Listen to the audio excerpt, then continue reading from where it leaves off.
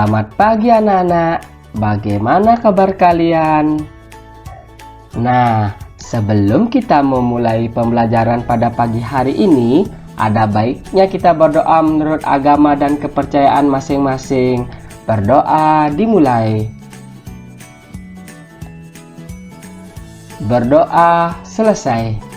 Anak-anak, pada pagi hari ini kita akan belajar tema 6, subtema 2, perubahan energi.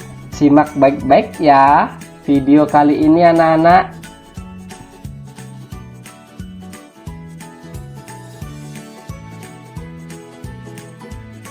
Energi tidak dapat diciptakan atau dihilangkan.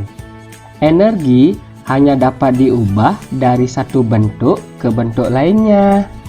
Dalam perubahan bentuk itulah energi dapat dimanfaatkan. Bagaimanakah perubahan bentuk energi bisa terjadi? Bagaimana manusia memanfaatkan perubahan bentuk energi tersebut? Nah, ayo kita pelajari bersama anak-anak.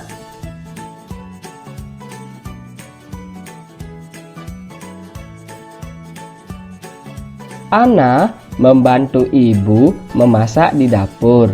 Ana memperhatikan kompor yang sedang menyala. Ana bertanya kepada ibu, "Mengapa kompor dapat menyala?" Kompor dapat menyala karena ada bahan bakarnya. Bahan bakar yang sering digunakan untuk kompor adalah LPG. Energi pada LPG adalah energi kimia. Pada saat kompor menyala, terjadi perubahan energi kimia menjadi energi panas. Panas yang dihasilkan dari nyala kompor itulah yang dimanfaatkan untuk memasak. Perubahan energi juga terjadi di dalam tubuh kita. Makanan merupakan sumber energi kimia bagi tubuh. Makanan tersebut diolah menjadi sari-sari makanan. Sari-sari makanan diubah menjadi energi. Adanya energi inilah yang menyebabkan seluruh tubuh kita dapat bekerja. Kaki dan tangan kita bergerak karena ada energi. Demikian juga dengan mata, mulut, dan hidung dapat bekerja karena ada energi. Demikian juga dengan bagian-bagian tubuh yang lainnya.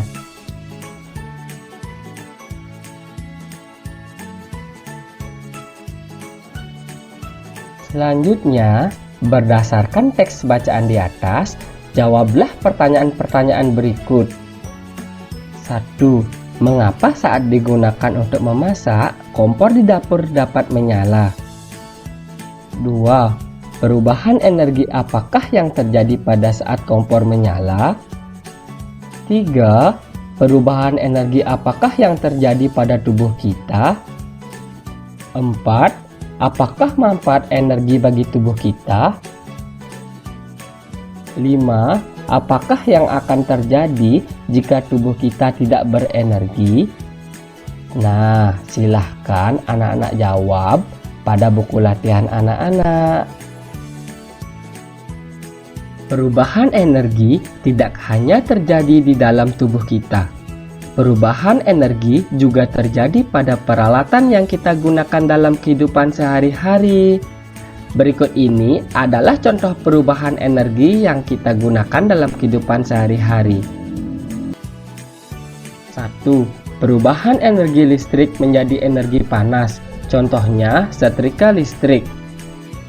2. Perubahan energi listrik menjadi energi gerak. Contohnya kipas angin.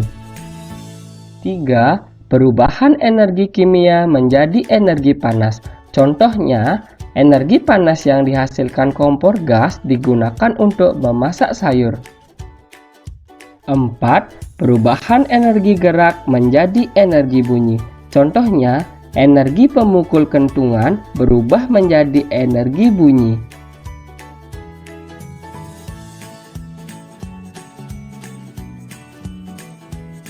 Kita berhak untuk memanfaatkan energi.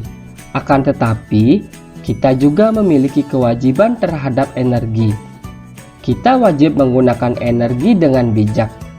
Menggunakan energi untuk hal yang berguna merupakan suatu kewajiban. Kita tidak boleh menggunakan energi untuk hal-hal yang tidak berguna. Gambar di atas merupakan contoh penggunaan energi untuk hal yang tidak baik.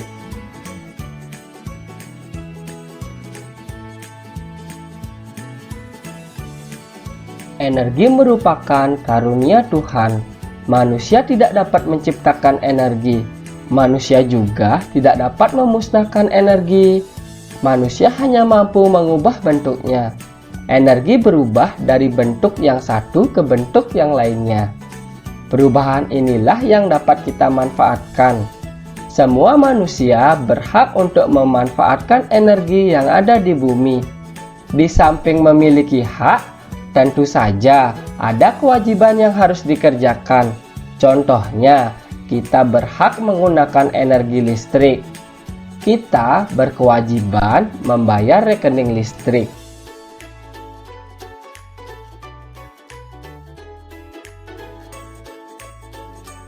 Bersama dengan orang tua, diskusikan hak dan kewajiban yang saling berhubungan.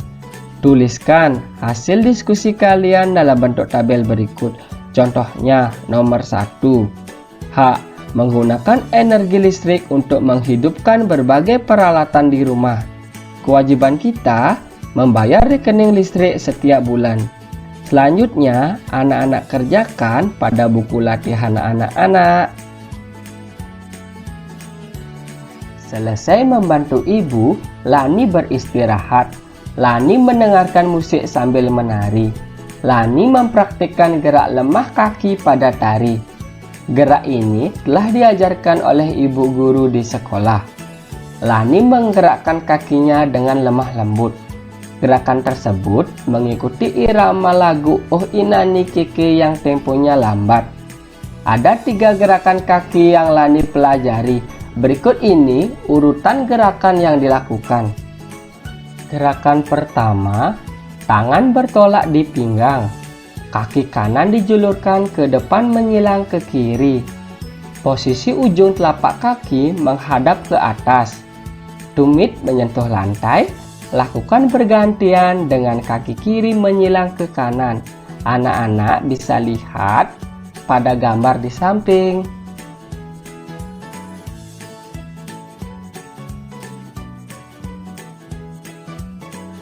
Gerakan kedua, kaki kanan dibuka ke samping kanan, kaki kiri merapat sambil menekuk lutut. Badan juga dicondongkan ke kanan. Kemudian, kaki kiri digerakkan ke samping kiri, kaki kanan dirapatkan ke kiri sambil menekuk lutut. Badan dicondongkan ke kiri lalu kembali ke posisi semula. Bisa dilihat pada gambar di samping anak-anak. Gerakan ketiga, kaki kanan digerakkan ke samping kanan sambil kedua lutut ditekuk.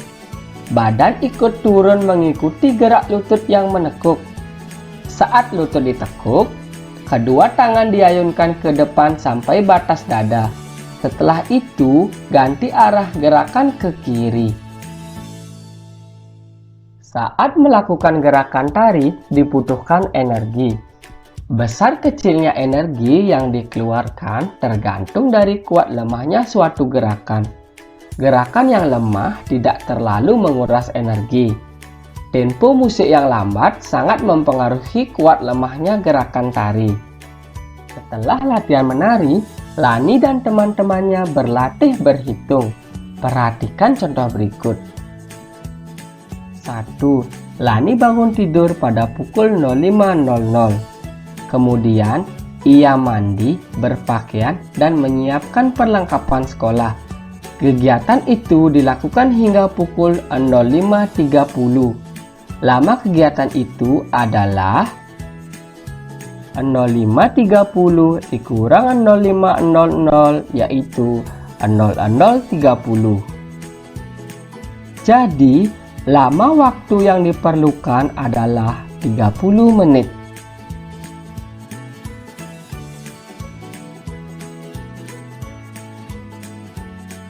Dua, ayah berangkat ke kantor pukul 07.30.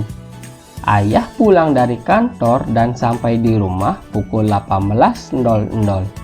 Lama ayah bekerja dan waktu yang diperlukan dalam perjalanan adalah 18.00 dikurang 07.30. Nah, karena 00 tidak bisa dikurang 30, jadi diambil 1 jam dan diubah menjadi satuan menit. 1 jam sama dengan 60 menit. Pengurangan di atas dapat ditulis 17.60 dikurang 07.30, yaitu 10.30. Jadi, ayah bekerja dan melakukan perjalanan selama 10 jam 30 menit.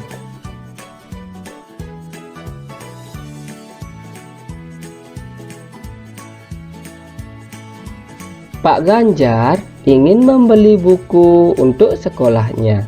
Ia akan berangkat ke toko buku pada pukul 09.45. Perjalanan dari sekolah ke toko buku 25 menit. Pukul berapa Pak Ganjar sampai di toko buku?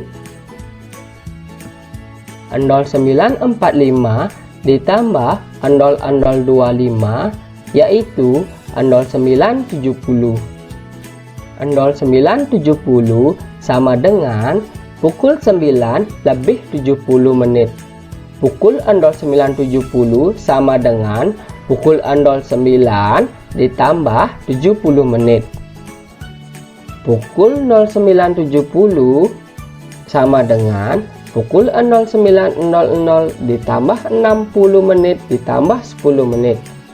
Sama dengan pukul 09.00 ditambah 1 jam ditambah 10 menit. Sama dengan pukul 10.00 ditambah 10 menit. Jadi, Pak Ganjar sampai pada toko buku pada pukul 10.10. Jawablah pertanyaan berikut ini dengan benar. 1. Nisa berangkat ke rumah Ani pada pukul 06.20.